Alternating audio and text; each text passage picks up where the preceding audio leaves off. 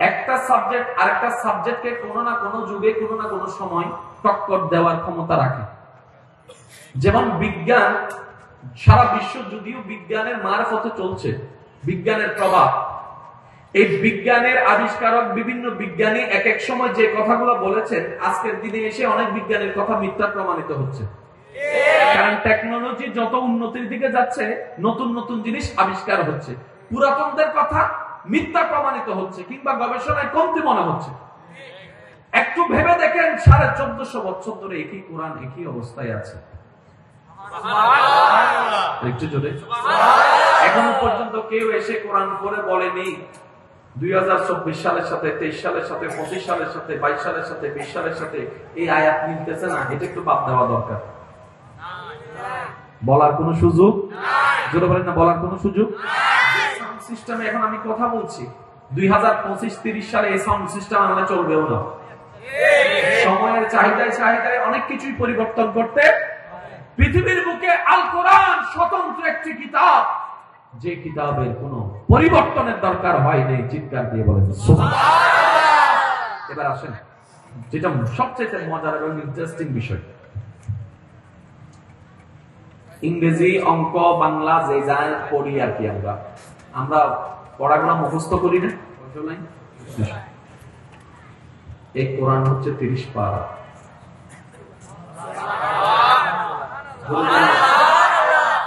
প্রায় 114টা সূরা, 30 পারার কোরআন। 6-7 বছরের বাচ্চা মুখস্থ রাখে অনর্গল পড়তেই থাকে যেখান থেকে ধরা হবে।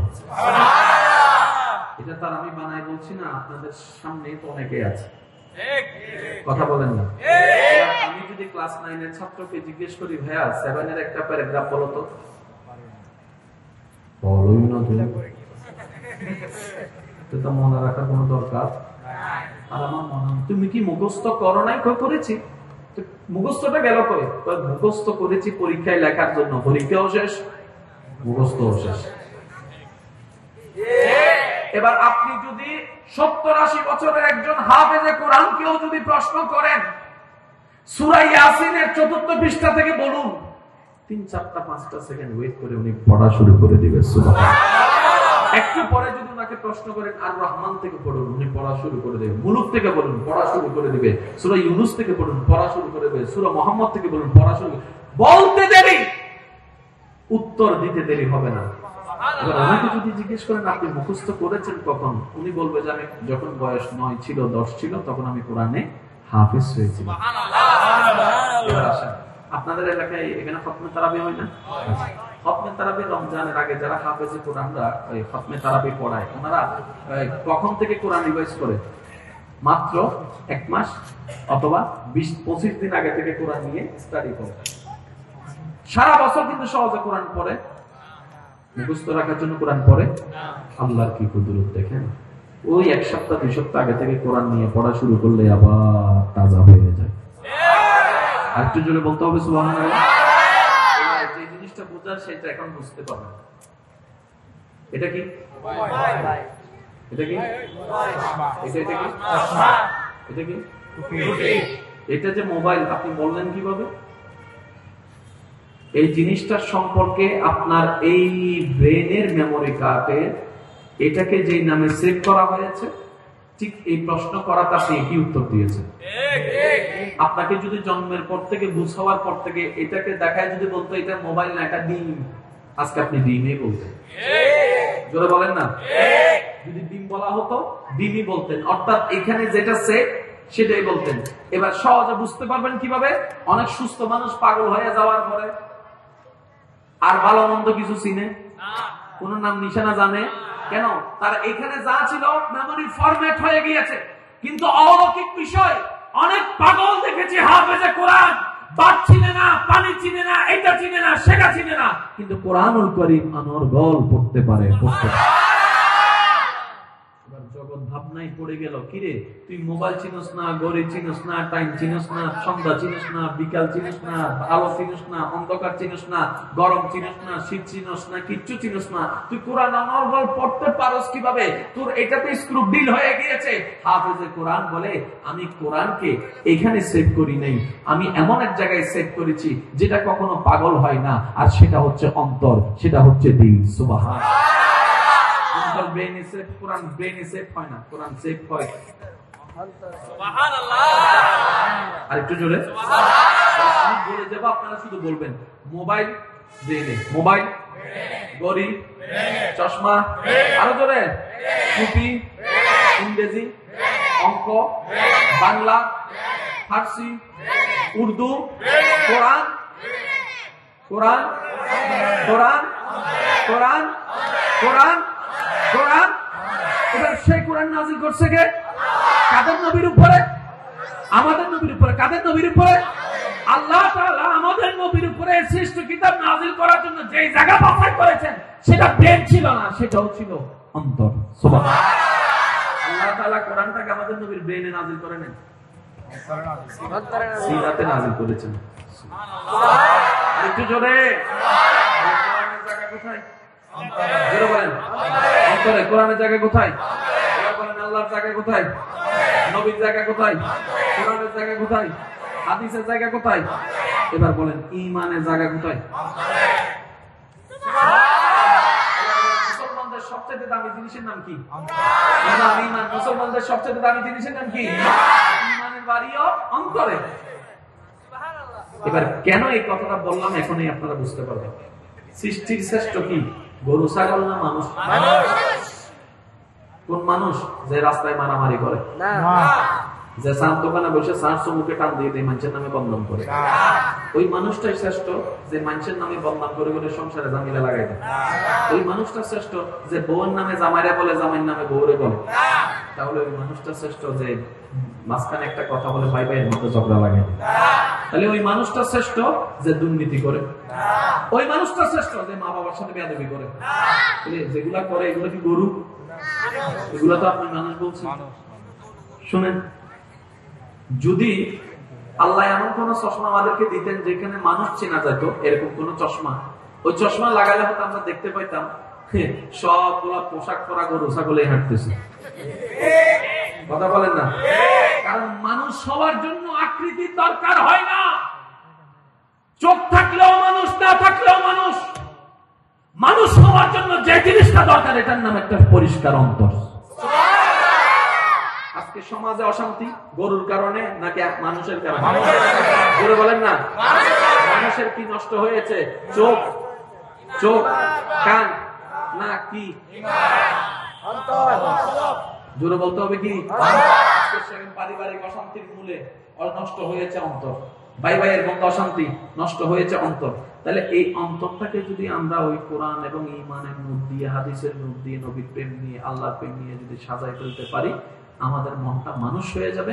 আর আপনি মানুষ হয়ে গেলে অন্তত আপনার কারণে এলাকার আর ক্ষতি হবে না, পরিবার আর অশান্তি হবে না। আপনি হয়ে যাবেন সোনার মানুষ। আপনি সেই মানুষ যার জন্য আল্লাহ জান্নাত রেখে দিয়েছে। মনে রাখবেন, মানুষ ছাড়া কেউ জান্নাতে যেতে পারবে না। আর যারা জান্নাতে যেতে পারবে না তারা মানুষ নয়। বুঝবেন জিনিসটা? আল্লাহ জান্নাত রেখেছেন গরুর জন্য না মানুষের জন্য? একটু জোরে বলতে হবে। আল্লাহ সৃষ্টি শ্রেষ্ঠ বানিয়েছেন গরুকে না মানুষকে? এই মানুষ কি আমরা?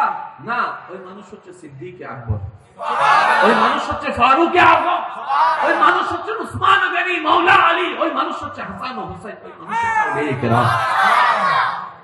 হচ্ছে কিন্তু মনের কোনো মিল নাই। সবকিছুর মূলে ঝামেলাটা কোথায়? বলে যে সবকিছুর মূলে ঝামেলা হচ্ছে অন্তরে। এবার রব বলে, ও আমার বান্দা, যতক্ষণ পর্যন্ত তোমার দেহের সবচাইতে দামি স্টেশন সেই অন্তরকে তুমি শয়তানের ফাঁদে ফেলে রাখবা, এই শয়তান তোমাকে সাময়িক লোক দেখাই কিছু আনন্দ মজার দিকে নিয়ে গিয়ে লোক দেখিয়ে দেখিয়ে তোমাকে ধ্বংস করবে, তোমার দুনিয়াটাও নষ্ট করবে, চিরন্তকাল ওই পরকালকেও নষ্ট করবে। কিন্তু বান্দা, তুমি যদি এই শয়তানের সামান্য লোভের মধ্যে ফাঁদে পা না দিয়ে অন্তরকে একটু কন্ট্রোল করে আমি রবের প্রতি ধৈর্য ধারণ করে যদি কোন রকম অন্তরকে সাজাই ফেলতে পারো, আমি রব তোমাকে ওয়াদা দিলাম, দুনিয়াও তোমার জন্য শান্তির, কবরও তোমার জন্য শান্তির, পরকালও শান্তির জান্নাত দিলাম।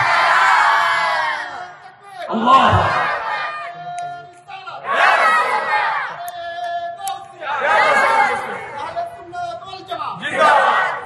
আমার কথা কি কষ্ট নেবেন না, আমরা সবাই লাভে বিশ্বাসী, লস কেউ চাই না। কি বলেন আপনারা? জোরে বলেন। টাকার ক্ষেত্রে যদি লস হয় সেটা পুষিয়ে নেওয়া যায়। আমি না পারলে আমার ভাই আমাকে সাপোর্ট করে তুলে দিবে, জোরে বলতে হবে। কিন্তু জীবন নিয়ে কোনো কম্প্রোমাইজ, বিবেকবান যারা আছে একটু আওয়াজ দেন, জীবন নিয়ে কোনো কম্প্রোমাইজ। কারণ এই জীবনটা তো ওয়ান টাইম, একবার গেলে আসার কোনো সুযোগ, টাকা গেলে আবার আসার সুযোগ, ব্যবসা করলে আবার সুযোগ, সব প্রত্যেকটা কিছুর দ্বিতীয় চান্স আছে। জীবনের কোনো দ্বিতীয় চান্স নাই। এই জীবন নিয়ে কোনো ছাড় দেওয়ার দরকার আছে? এবার সত্যি করে একটা কথা বলেন, অতীত যারা করেছে, এখনো যারা আছেন, যারা প্রেম করে, দুঃখের আশায় নাকি সুখের আশায়? সুখের আশায়। কিন্তু পায় কি? দুঃখ পায়, যন্ত্রণা পায়, টেনশন পায়, অপমান পায়, লজ্জা পায়।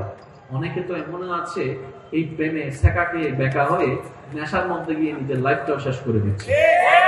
এবার বলেন, আপনি আমি যে প্রেমে গেলাম, কেন গেলাম? ওই যে শয়তান আমাদেরকে সাময়িক কুয়াশার মতো সুখ দেখাইছে, গর্জনা করে, আরে ঘুরতে যাও কত মজা হবে, ক্লাস ফাঁকি দাও কত মজা হবে। ওই সাময়িক লোভে যখন পা দিয়েছি আমরা, সাময়িক লোভে যখন আমরা পা দিয়েছি, ওই রবের রহমত থেকে আমরা বঞ্চিত হয়ে যাচ্ছি। দিন শেষে এই ভালোবাসাটাই একসময় তাদের জীবন নাশের কারণ হয়ে দাঁড়ায়। প্রত্যেকটা জিনিসের একটা কথা মনে রাখবেন, প্রত্যেকটা একটা এফেক্টের সাইড এফেক্ট আছে। আমার কথায় কষ্ট নেবেন না, যুবক ভাইয়ের একটা আওয়াজ দিবেন আমাকে, কারণ এগুলো জানা দরকার, বোঝা দরকার বলে আমি মনে করি। সবচেয়ে মারাত্মক রোগের মধ্যে একটা রোগ আছে না, এইডস। জুড়ে বলেন না। এখন না হয় অনেক ইজি হয়েছে, একটা সময় কিন্তু খুব ভয়ানক রোগ ছিল এইডস। এই এইডস রোগটা যেই সব কারণের মাধ্যমে প্রতিস্থাপিত হয়, তার মধ্যে একটা হচ্ছে অবৈধ মেলামেশা। এবার বলেন, অবৈধ মেলামেশাও যেরকম মেলামেশা, স্বামী স্ত্রীর মেলামেশাও তো মেলামেশা। এই পর্যন্ত তো কোনোদিন স্বামী স্ত্রীর মেলামেশায় এইডস হয়েছে বলে তাকে জানা যায়নি। সুবহানাল্লাহ বলেন। বয়ফ্রেন্ড গার্লফ্রেন্ডেরটাও মেলামেশা, নাউযুবিল্লাহ। কিন্তু স্বামী স্ত্রীরটাও তো মেলামেশা। স্বামী স্ত্রীর মেলামেশার কারণে তো এইডস হয় নাই। তাহলে বুঝতে হবে, মেলামেশা নার উপরে নির্ভর করে না। আল্লাহর রহমত যেখানে, সেখানেই সুখ আছে, সেখানেই শান্তি আছে। আর আল্লাহর রহমতটাকে যখন আমরা ডিনে করি, তখনই আমরা মূলত নিজের জীবনকে নষ্ট করি। আমি ছোট্ট ভাই হিসেবে একটা কথা বলি আপনাদেরকে, আমাদের জীবনে এত দুঃখ কষ্ট, সমস্ত দুঃখ কষ্টের কারণকে যদি আপনি নিজের জায়গা থেকে একটু অবজারভেশন করেন, তাহলে দেখবেন আমরা যতই আল্লাহ এবং রসুলের বিধান থেকে নিজেদেরকে দূরে সরিয়ে নিচ্ছি, আমাদের জীবন তত জাহান্নাম হয়ে যাচ্ছে। জীবনে দুঃখ কষ্ট কোন জায়গায় কেন আসে জানেন? যখনই দেখবেন আমাদের ইচ্ছার সাথে আল্লাহর ইচ্ছার মিল নাই, এটাই দুঃখ, এটাই কষ্ট। যখনই আল্লাহর ইচ্ছার সাথে, আল্লাহ চাওয়ার সাথে আমাদের ইচ্ছাকে আমরা একমত পোষণ করে ফেলতে পারবো, আলহামদুলিল্লাহ বলে, ওই না চাওয়াটাই সুখ হয়ে যাবে। বলেন সুবহানাল্লাহ। সুখ দেওয়ার মালিক কে? আরেকটু জোরে। সুখ দেওয়ার মালিক কে? শান্তি দেওয়ার মালিক কে? রিজিক দেওয়ার মালিক কে? হায়াত দেওয়ার মালিক কে? সুস্থ দেওয়ার মালিক কে? ওনাকে খুশি করাই আমাদের কাজ। যদি আমরা চালাক হই, যদি আমরা বুদ্ধিমান হই, ওনাকে খুশি করবো যেখান থেকে বরাদ্দ আসে। আমরা ওনাদেরকে খুশি করার দরকার নাই যারা আমাদেরকে ঠেলে ঠেলে জাহান্নামে নিয়ে যাবে। আপনারা অনেকে যেতে হবে, কবরে থাকতে হবে, একা একা সারা রাত সারা দিন থাকতে হবে, রবের দরবারে একদিন হাজিরা দিতে হবে। আমরা যদি সত্যিকার চালাক হই, বুদ্ধিমান হই, আমরা সেই জায়গায় প্রস্তুতি নিব যে কিভাবে রবের সামনে দাঁড়ালে অন্তত কিচ্ছু বলতে না পারলো এতটুকু বলতে যেন পারি, ইয়া রব, পারি নাই তোমার হুকুম যথাযথ পালন করার জন্য, তবে আমি বুঝ হওয়ার পর থেকে আমি চেষ্টাই লেগেছিলাম তোমার হুকুম পালন করার জন্য, তোমাকে খুশি করার জন্য। সুবহানাল্লাহ। পারি নাই, অন্তত চেষ্টা আমি করেছি, যখন থেকে আমি বুঝা শিখতে পেরেছি। এটাই আমাদের জন্য বাঁচার একটা রাস্তা। হবে কি হবে না? জোরে বলতে হবে, হবে কি হবে না? এবার আসুন আমার ভাইয়েরা, তাহলে সবাই সুখ চায়, পায় কি? জোরে বলতে হবে। কেন জানেন? শয়তানের গুলাতে দেখতে লাগে সুখ, ভিতরে আছে দুঃখ। আর আল্লাহর গুলাতে দেখতে লাগে দুঃখ, আছে আসলে সুখ। যেমন আপনি আল্লাহর গুলা যদি দেখেন, রমজানের রোজাটা দেখেন, বাইরে হবে দেখলে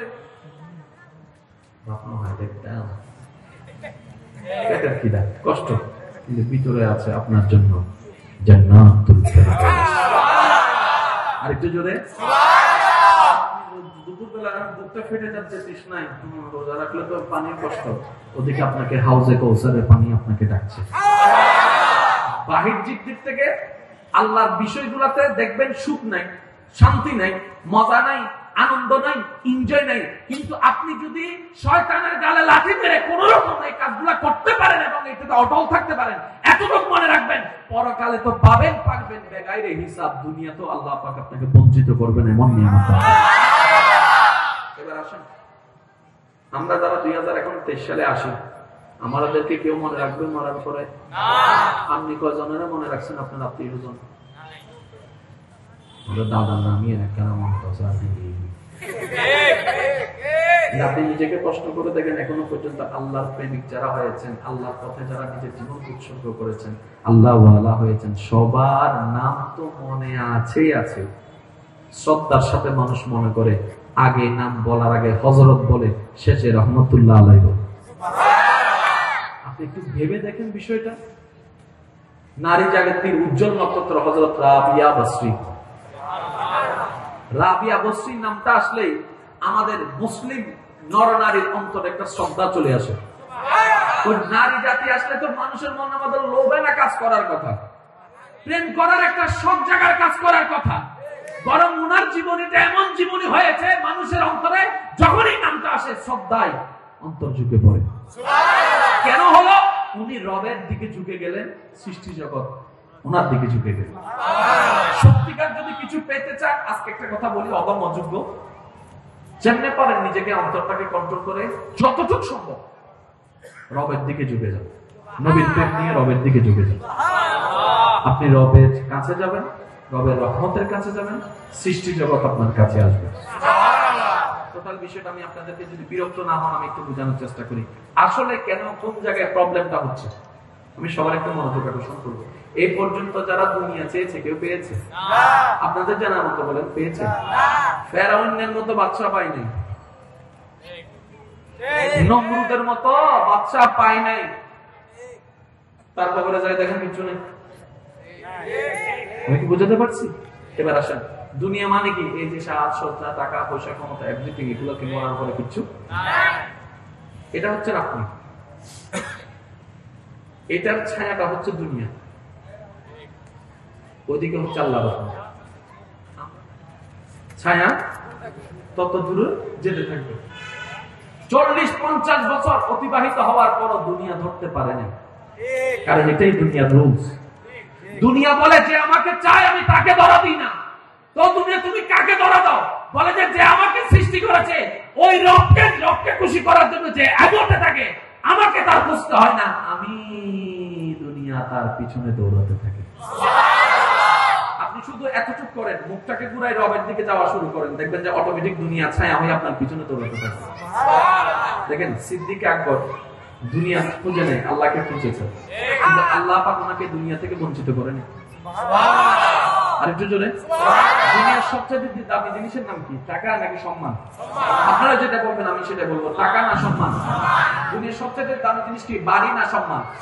সিদ্দিক আকবর যে সম্মান পেয়েছেন আল্লাহর পক্ষ থেকে, ফারুক আজম সম্মান পেয়েছেন, উসমান গনি সম্মান পেয়েছেন, হযরত আলী সম্মান পেয়েছেন, আল্লাহর ওলিরা সম্মান পেয়েছেন, এখনো পাচ্ছেন সাহাবা ওলিরা আহলে বাইত। কারণ কি জানেন? ওয়াতু ইজ্জু মান তাশা, সম্মান বরাদ্দ হয় রবের কাছ থেকে। ওনারা অ্যাকাউন্টটা দুনিয়াতে না করলেও ওই রবের দরবারে অ্যাকাউন্ট ঠিকই করে দিয়েছেন। সুবহানাল্লাহ। রবের দরবারে অ্যাকাউন্ট করার সবচেয়ে বড় ফ্যাসিলিটি কি জানেন? আমাদের দেশে যতগুলো অ্যাকাউন্ট আছে একটা পার্সেন্টেজ দেয় না? আমি হালাল হারামের দিকে যাচ্ছি না, বোঝানোর জন্য বলছি, পার্সেন্টেজ দেয় না? কত পার্সেন্ট দেয়? 2%, 3%, 4%, 5%, 6%, এভরিথিং। আল্লাহর দরবারে অ্যাকাউন্ট করেন, মান জা বিল হাসানাতি ফালাহু আশরু আমসালিহা। রবের দরবারে অ্যাকাউন্ট করলে সর্বনিম্ন 10 গুণ পাবে। সুবহানাল্লাহ। একে কত? 10। এটা হচ্ছে সর্বোচ্চ নাকি সর্বনিম্ন?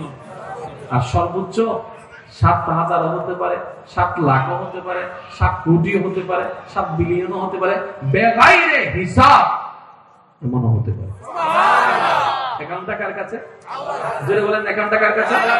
যত আল্লাহ ওয়ালা সবাই অ্যাকাউন্ট করেছেন আল্লাহর কাছে। সুবহানাল্লাহ। আমি যে এখানে অ্যাকাউন্ট করব, যতদিন ব্যাংক থাকবে ততদিন, ব্যাংক যদি দেউলিয়া হয় শেষ, জোরে বলেন না, ব্যাংক যদি দেউলিয়া হয় আমার টাকা নাই। কিন্তু এমন জায়গায় অ্যাকাউন্ট করেন যেখানে দেউলিয়া হওয়ার কোনো সুযোগ, আরেকটু যদি বলেন সুযোগ, আর ওইখানে অ্যাকাউন্ট করতে বেশি কিছু লাগবে না, একটা ঈমান লাগবে, একটা সুন্দর মন লাগবে। আসুন, দুনিয়ার ব্যাংকে অ্যাকাউন্টে কিছু রাখতে গেলে আপনাকে কি রাখতে হবে? জোরে বলেন না। এই জিনিসটা কারো কাছে বেশি আছে, কারো কাছে কম আছে। যার কাছে আমার মতো কম আছে সে তো আর অ্যাকাউন্ট করতে পারবে না, এটাই স্বাভাবিক। কিন্তু রবের দরবারে এমন একটা ব্যাংক, এমন একটা অ্যাকাউন্ট যে কেউ চাইলে অ্যাকাউন্ট করতে পারে। আর এখানে কোন আপনাকে নির্দিষ্ট পরিমাণে দিতে হবে তা না। আপনি রাস্তা দিয়ে হেঁটে যাচ্ছেন, আপনি একজন এতিম বাচ্চার মাথায় হাত বুলিয়ে দিয়েছেন, এটাও এখানে জমা হয়ে যাবে। আপনি রাস্তা দিয়ে হেঁটে যাচ্ছেন, কেউ একজন রাস্তা চিনেন, আপনাকে এসে বললো ভাই আমি তো রাস্তা চিনছি না, কোন দিকে যাবো? আপনি শুধু 2 সেকেন্ড ব্যয় করে তাকে রাস্তা দেখাই দিয়েছেন, ওইটাও রবের দরবারে ফাউন্ডের মধ্যে জমা হয়ে যাবে। আপনি রাস্তা দিয়ে যাচ্ছেন, হঠাৎ করে একজন মানুষ গাড়ি ধাক্কা দিতে পারছে না, ভ্যান গাড়ি চালাচ্ছে, আপনি আপনার গাড়ি থেকে নেমে 2 সেকেন্ড ওনাকে গাড়ি দিয়ে ধাক্কা দিয়ে আপনাকে উঠে ওই জায়গাটা, কষ্টের জায়গাটা পার করে দিলেন, এটাও রবের দরবারে জমা হয়ে যাবে। মার দিকে তাকায় মুস্কি হাসা, বাবার দিকে তাকায় মুস্কি হাসা, শ্রদ্ধা দিয়ে তাকানো, ভালোবাসা দিয়ে তাকানো, এমনকি নিজের বউয়ের হাতে মায়া করে ধরা, এটাও আপনার জন্য এখানে জমা হয়ে যাবে। সব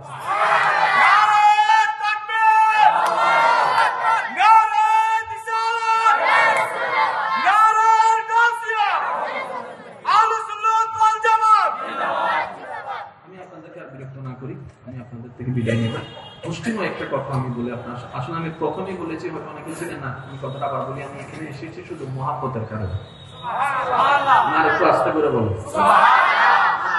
ছোট করে হস, তুমি নিশ্চয় সিডেঙ্গে আওয়াজ একবার হস, এতক্ষণ দিয়ে দিবি তো রোহিঙ্গের আওয়াজ, ইয়া সিডেঙ্গে না মতো মনে হতো না সিডেঙ্গে বইটা কি। আল্লাহ আমাদের সবাইকে কবুল করুন। আমি সবার উদ্দেশ্যে একটা অনুরোধ করবো, দুনিয়াতে 2 দিনের মেহমান হয়ে আসছে, অনেকে চলে গিয়েছে, আমরাও চলে যাব। আমাদের চলে যাওয়াটা যেন মানুষের জন্য খুশির কারণ না হয়,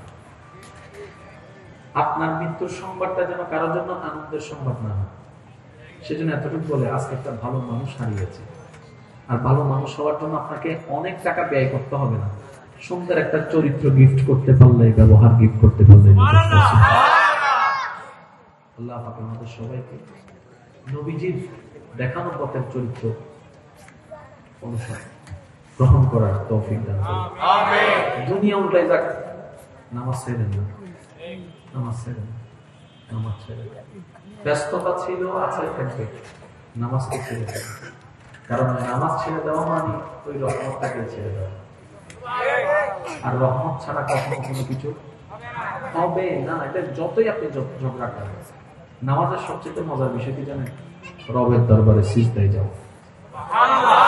আর একটু জোরে, সিজদার মজা যে কত মজা, যারা সিজদায় না যায় তারা কিভাবে বুঝবে? আর যারা সিজদার মজা একবার স্বাদটা পেয়ে যায়, তারা তো 5 ওয়াক্ত পরে পরে তাহাজ্জুদের নামাজও রবের দরবারে দাঁড়ায়। অনেকে হয়তো এখানে তাহাজ্জুদের নামাজ পড়ে, আমি আপনাদেরকে ভাই হিসেবে একটা অনুরোধ করবো, যারা এখনো কখনো তাহাজ্জুদ পড়েন নাই, জীবনে অন্তত আগামী সপ্তাহের ভিতরে একদিন হলো তাহাজ্জুদ পড়ে দাঁড়ানো। রাতের বেলা সবাই যখন ঘুমাই যাবে, আপনি চোরের মতো ওইটাও জীবন হবে। কিছু চুরির মজা আছে, কিছু চুরিতে মজা আছে, কিছু চুরিতে সওয়াব আছে।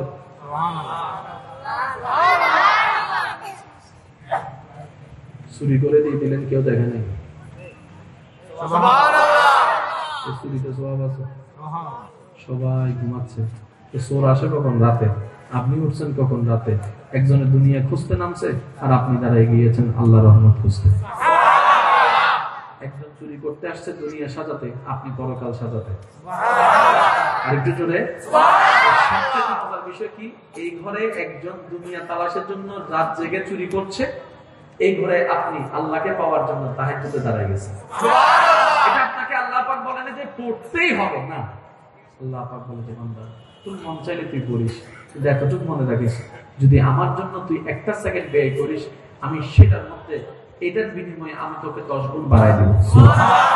একটা কথা মনে রাখবেন, আমরা যারা দুনিয়ার জন্য কিংবা ব্যক্তির জন্য করি, এটার যথা উপযুক্ত বেনিফিট কিন্তু আমরা কেউ পাই না, কেউ পাই না। এটা অবাস্তব কথা। আপনি যদি বলেন না আমি পাই, পাই না, এটা অসম্ভব কথা। আরে যেখানে মা বাবা সন্তান থেকে পাচ্ছে না সেখানে আপনি আর আমি কই? এত জোরে বলেন না। যেখানে মা বাবা পাচ্ছে না সেখানে আপনি আমি পাওয়ার কোনো প্রশ্নই আসে না। কিন্তু একটা কথা মনে রাখবেন, আপনি যদি কখনো একটা ফোঁটা চোখের পানি রবের জন্য ফেলেন, এটা আপনি জান্নাতে গিয়ে সবুজ বাটির মধ্যেও দেখতে পাবেন। 1 টাকা দিয়ে বাজারে এখন কিছু পাওয়া যায় না, কিছু পাওয়া যায় না। কিন্তু আপনি 1 টাকা যদি রবের দরবারে রাখেন, জান্নাতে গিয়ে ঠিকই পাবেন। সবার কাছে কি টাকা আছে? নাই। ওরা দিবে কিভাবে? রব বলে যে তুমি মুস্কি হাসি দিয়ে মানুষের সাথে কথা বলো, এটাও জন্ম হয়ে যাবে। তুমি তোমার মুসলমান ভাই একটা দেখো, চিনো কিংবা না জানো, আসসালামু আলাইকুম দাও, সেই উত্তর দেখ না দেখ সেটা তার ব্যাপার। তোমার দায়িত্ব তুমি পালন করো, আসসালামু আলাইকুম, এটাও তোমার জমা হয়ে যাবে ওই ওখানে। আর যদি সে উত্তর দেয় ওয়া আলাইকুম আসসালাম, তাহলে সওয়াব তো দুজনেই পাবা। এবার যখন মুসাফা করবা, দুইজনে 2 হাত দিয়ে যখন মুসাফা করবা, তোমরা 2 মুসলমান ভাই রাসূলের উম্মত, এই হাতটা খোলার আগে আমি আল্লাহ তোমাদের সাগীরা গুনাহ মাফ করে দেব। সুবহানাল্লাহ। আল্লাহরে তুমি তোমার জীবন থেকে 24টা ঘন্টায় কিছুটা কাজ আমার জন্য করো, আমি রবের জন্য করো। আমি রব বেশি কিছু চাই না তোমাদের কাছ থেকে। তোমার খিদা লাগবে, খাবারের ব্যবস্থা আমি রব তোমাকে করে দেব। তুমি মনে করছো বাজার থেকে তুমি কিনে আসছো, এটা তোমার ধারণা, কিন্তু সেই বাজারে আসার আগের প্রসেস সবগুলো আমি আল্লাহ আগেই করে দিয়েছি তোমার জন্য। ওই ধান যেটা চাউল না হতো, বাজারে কিভাবে আসতো, বাজারে যদি না আসে আপনি কিভাবে পেতেন? তাহলে সেই ধানকে ওখানে রোপণ করার জন্য কোথায় বাংলাদেশের শেষ মাথায় একজন কৃষককে আল্লাহ কৃষি কাজের প্রতি প্রেম ঢুকাই দিয়ে ওই ক্ষেতের মধ্যে নামাই দিয়েছে। এবার সব কৃষক দেখেন, সবচেয়ে দামি জিনিস হচ্ছে আমাদের মানব জীবনের জন্য, দুনিয়াবী জীবনের জন্য খাবার। আর এই সেই খাবারের যে চাউলটা, যে ধানটা, এটার কাজ করে কৃষকরা। কিন্তু বড় দুর্ভাগ্যের বিষয়, ওই যারা কৃষির কাজ করে তারা সমাজের সবচেয়ে অবহেলিতের মধ্যে পড়ে আছে। তার মানে আমরা দুনিয়ার কদর করতে জানি না। ওই কৃষকের ঘাম দেখলেন না সিরফেট, অথচ সেই ঘামে ভেজা ধান দিয়ে আমরা পেট ভরাচ্ছি। আমার মূল কথা হচ্ছে সম্মান দিন, সম্মান পাবে, কখনো এটা মিস হবে না। এবার আল্লাহ তাআলা, আমরা সবাই কার বান্দা ভাইয়া? আল্লাহ। শেষ ভালো যা সব ভালো তার একটা আওয়াজ দেবেন, আমরা সবাই কার বান্দা? আল্লাহ। আল্লাহ আমাদের দাবিটা কবুল করুন, আমিন। আরেকটু জোরে আমিন। আমাদের সবাইকে রবের বান্দা বনার তৌফিক দান করুন, আমিন। এবার রবকে জিজ্ঞেস করা হচ্ছে, ইয়া রব, সবাই তো তোমার বান্দা দাবি করছে, সবাইকে তোমার বান্দা? রব বলে যে না। তো আল্লাহ তোমার বান্দা কারা? এবার রব বলছেন ওয়া ইবাদুর রহমান, ওয়া ইবাদুর রহমান আল্লাযীনা ইয়ামশুনা আলাল আরদি হাওনা। আমি রবের বান্দা তো তারাই যারা আমার থেকে অডেল নিয়ামত পাওয়ার পরও অহংকার করে নাই, মানুষকে ছোট দেখায় নাই, আমিত্ব অহংকার করে নাই, হিংসা করে নাই, পৃথিবীতে নম্র ভদ্রভাবে বসবাস করেছে, ভালোবাসা নিয়ে বসবাস করেছে, তারাই তো আমি রবের বান্দা। সুবহানাল্লাহ। রবের বান্দা হওয়ার জন্য নম্রতার দরকার, ভদ্রতার দরকার, আর সেই জিনিসটা হাসিল করার জন্য যেটা সবচেয়ে বড় আপনার জন্য উপকারী, সেটা হচ্ছে জবানকে স্টপ করে ফেলা। আমার কথা একদিন রাখেন, ছোট ভাই হিসেবে বলছি, ভালো লাগলে কন্টিনিউ করবেন, না হয় বাদ দিবেন। আপনি আপনার সুবিধা মতো ক্যালেন্ডার নিয়ে বসেন কিংবা মোবাইল নিয়ে বসেন, সপ্তাহের 4টা দিন অথবা একটা সপ্তাহ আপনি নিজেকে পরীক্ষা করার জন্য, এই 1 সপ্তাহ কিংবা 4 দিন আপনি প্রয়োজনের বাইরে একটা শব্দও বলবেন না, কেউ কষ্ট দিয়ে কথা বলতে উত্তর দিবেন না, বাস 2টা কাজ করবেন। প্রয়োজনের বাইরে একটা শব্দও বলবেন না, কেউ আপনাকে অহংকারী বলুক, দামাগি বললে বলুক, সমস্যা নেই, কিন্তু আপনি করছেন কেন সেটা আপনি জানেন, আপনার রব জানেন। আপনার করাটা কাউকে দেখানোর জন্য নয়, দামাগি হওয়ার জন্য নয়, আপনি রবকে খুশি করার কাজে নেমে পড়েছেন। 3টা দিন করেন, 4টা দিন করেন, 1 সপ্তাহ করেন, এজ ইউ উইশ, আপনার সুবিধা মতো। এটা আমার একটা ব্যক্তিগত অনুরোধ, ভালো লাগলে এরপরে কন্টিনিউ করবেন, না হয় বাদ দিয়ে দিবেন। প্রয়োজনের বাইরে একটা শব্দ বলবেন না, তখন দেখবেন আপনার মন দেখবেন কত কিছু বলবো, আপনি শুনুন। 4টা দিন চুপ, 1 সপ্তাহ চুপ। আপনি এই 1 সপ্তাহে যে শান্তিটা পাবেন, কিন্তু আপনি অন্য কোনো কাজে সেই শান্তি পাবেন না। এই 1 সপ্তাহে রবের জন্য চুপ করে থেকে যে শান্তিটা পাবেন। এবার এই 1 সপ্তাহে অনেকে আপনাকে কষ্ট দিবে না, কিন্তু আপনি এতটুকু বলতে পারবেন, এই 1 সপ্তাহ আমি কারো কষ্টের কারণ হইনি। আমরা সবাই জানি, মাইকের আওয়াজ যতটুকু যাচ্ছে সবাই একটু শুনলে আমি খুশি হবো।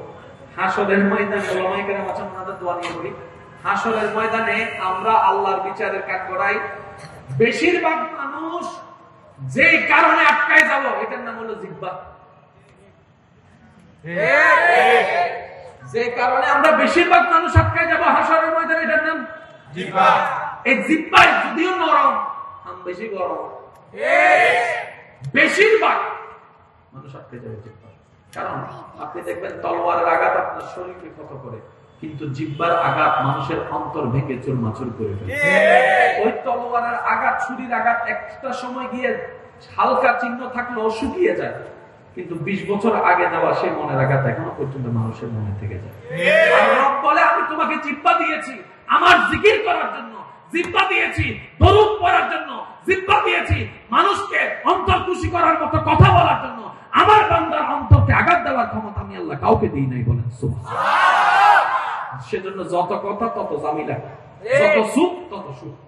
আমি অনুরোধ রাখলাম, আপনাদের যদি ব্যস্ত সময় থেকে পান, নিজের উপর অবজারভেশনটা চালাবেন। 3 দিন পারেন, 4 দিন পারেন, 1 সপ্তাহ পারেন, আপনার সুবিধা মতো আপনি শুধু এতটুকু অবজারভেশন করবেন, দেখবেন আপনার মনে একটা আলাদা প্রশান্তি অনুভব করবে, যে শান্তিটা হয়তো আপনি খুঁজতেছিলেন এতদিন। সুবহানাল্লাহ।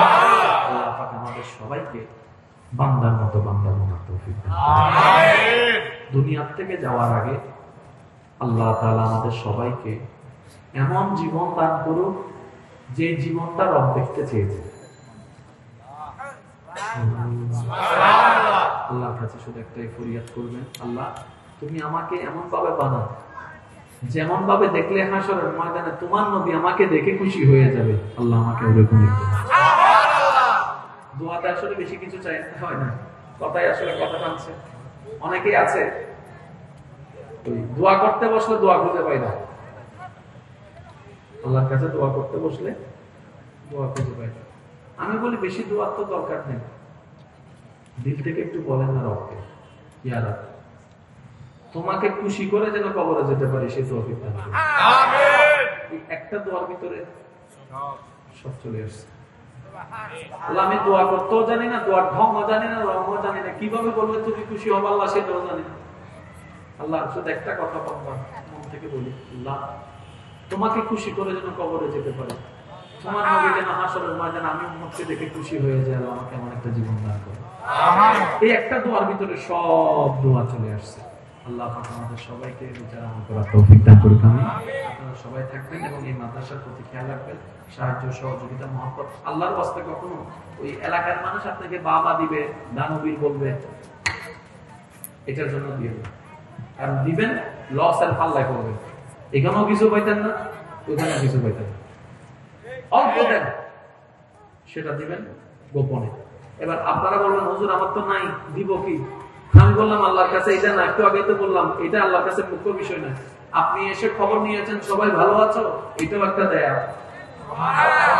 আর একটু জোরে বলেন না, একটা কাজ হচ্ছে, আপনি একটা বাস আলগাই দিলেন, একটু আগাই দিলেন কাজে, এটাও একটা দয়া। শুধু এটা দিতে হয় এমন কোনো কথা নেই, এমন কোনো কথাই নেই। শুধু রবকে খুশি করার জন্য অল্প যতটুকু পারবেন, যে যার যার সমাপ্ত আছে। আল্লাহ পাক আমাদের সবাইকে বুঝার মতো তৌফিক দান করে। ওয়াকিরু দাওয়ানা আলহামদুলিল্লাহি রাব্বিল আলামিন। আসসালামু আলাইকুম ওয়া রাহমাতুল্লাহি তাআলা ওয়া বারাকাতুহু।